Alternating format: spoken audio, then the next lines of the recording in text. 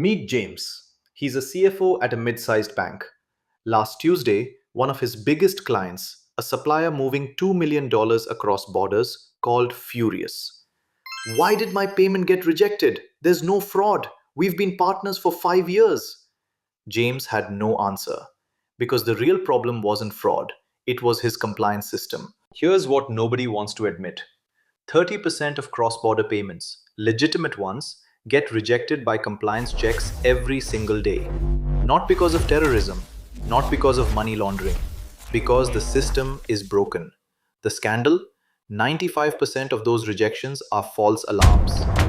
That's billions in working capital frozen, thousands of legitimate businesses going elsewhere, and millions of hours wasted investigating transactions that were never suspicious in the first place. The question becomes why?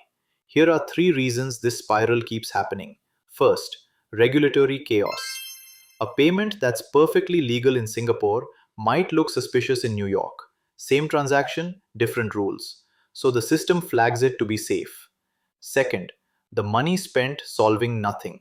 Banks drop $274 billion every year on AML compliance. That's not a typo, billions. Yet false positives keep climbing. Why? Because the tech hasn't fundamentally changed. It's still rules based, still wide net, still dumb. Third, the compliance stack is stuck in 1995. Every correspondent bank screens your payment again, and again, and again. Each one adds friction. None of them talk to each other. The rails can deliver money in 1 hour. Your compliance stack takes 3 days. That's not regulation, that's incompetence. But here's the plot twist: some banks are winning at this, and they're not doing what you'd expect.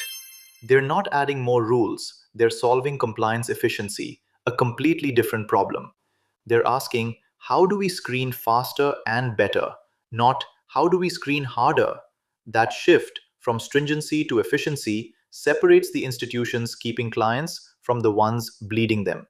So, back to James. The banks that solve this aren't doing anything revolutionary, they're just thinking differently. The question for you: what percentage of your cross border book is failing right now?